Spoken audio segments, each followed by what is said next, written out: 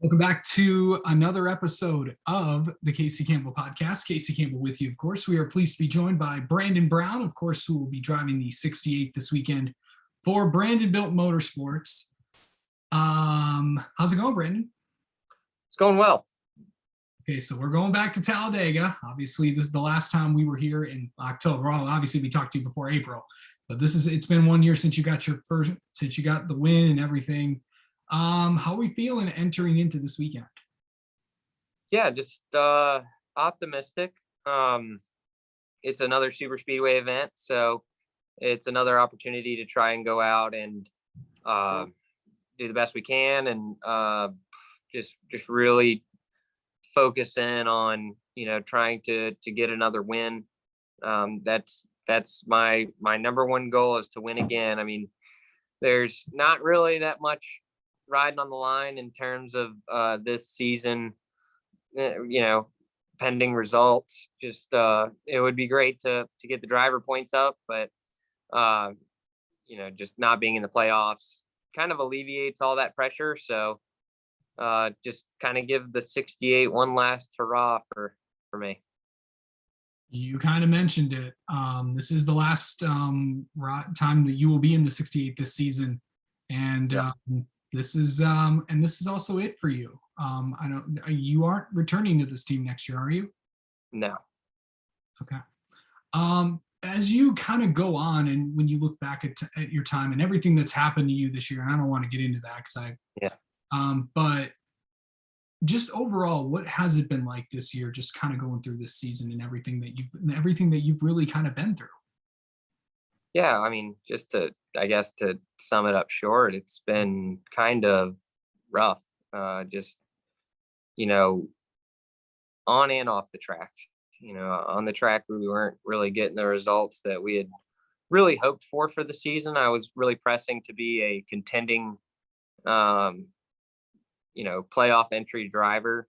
And I set the expectations a bit high this year, just from what we were looking to work with. And the Xfinity field, it's just stacked this year. I mean, there is a ton of really good cars, a ton of talented drivers, so you can't really be too upset about that.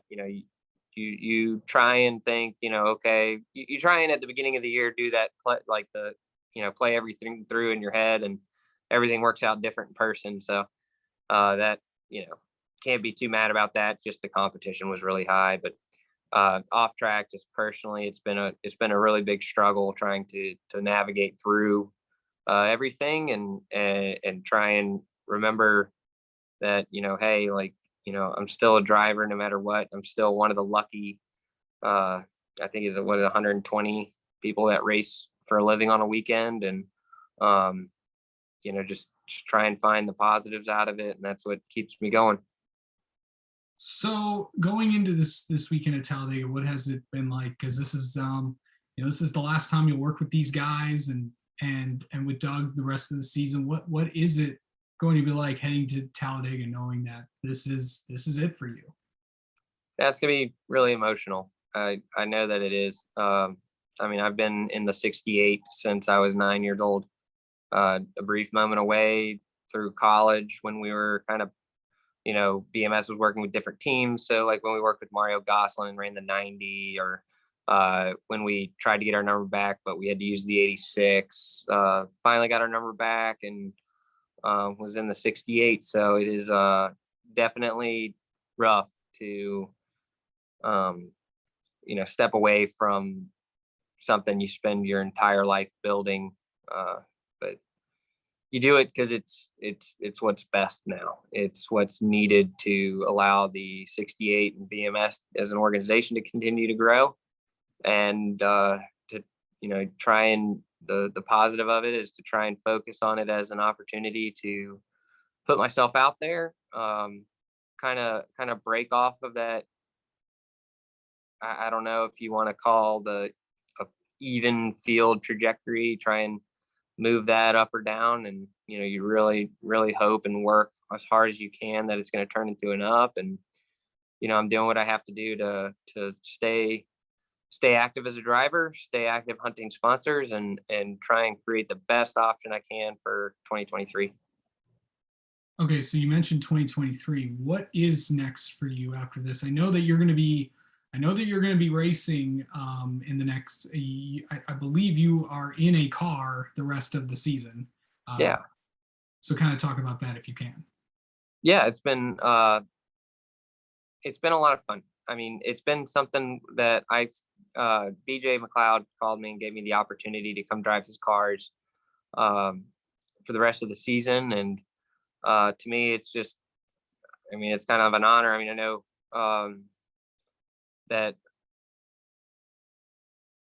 know that there's a lot of opportunities out there, but when BJ called and, offered this to me, it was an awesome feeling as a driver to feel validated enough in your skills that an owner would give you a chance in their car to knowing that your abilities can improve their program. And I'm going to do everything that I can week in and week out. When I'm not doing all the sponsorship fun, I'm really working to help improve their program, do everything I can to help them be as competitive as possible. And then, try and get some results that those guys deserve. I mean, like any other team in racing, everybody works hard. Everybody pays their entry fee to run every weekend. And, BJ's guys, they turn wrenches all hours of the night to try and get cars prepared and to the best of their abilities. And, I really want to showcase that. And, we showcased a little bit at Bristol with that qualifying effort, just, slight mechanical failure, at Bristol, where it's that track, as we all know, is kind of unforgiving. There's no real runoff. So, bummed about that. But, the cars, the team, they have potential to be, some real competitors. So we're going to focus on doing that. So going into the rest of going into 2023, what do you want to do? What do you want? Where do you think you might want to go?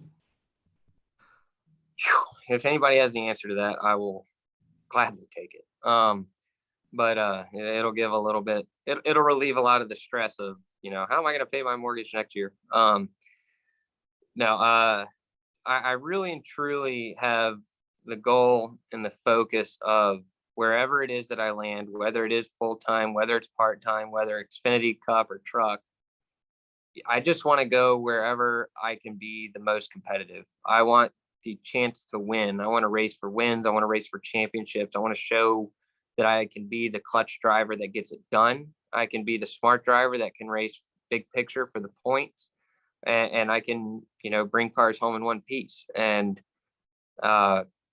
just really, really want that opportunity. I'm really digging in deep to every day to do everything that we can, so that, if we go 5 years down the road and look back, and if I'm still in a seat, I can say, thank God I did that, or I can say I did everything I could do and put it all out there.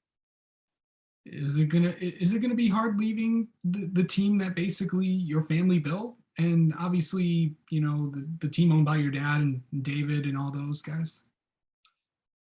Yeah, it's incredibly difficult when you dedicate basically your entire life to building something. I think sometimes people forget that when people build teams and organizations, the team owners are usually, by typically now, they're not a background of racing. Their background is, different businesses, growing different opportunities, and then they try a new venture within motorsports. And a lot of them have found a lot of success at it. But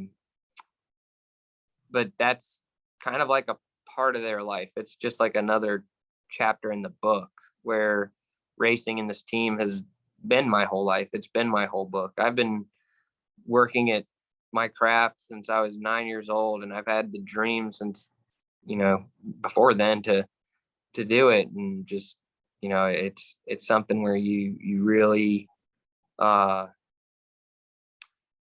realize how quickly things like that can be taken away, even if it's something that's out of your control. All right. Well, Brandon Brown, thanks for talking with us, and good luck at Talladega this weekend. Absolutely. Hopefully we can tune in and talk about a win next time. That'd be awesome. So I appreciate you having me. Thanks, Brandon.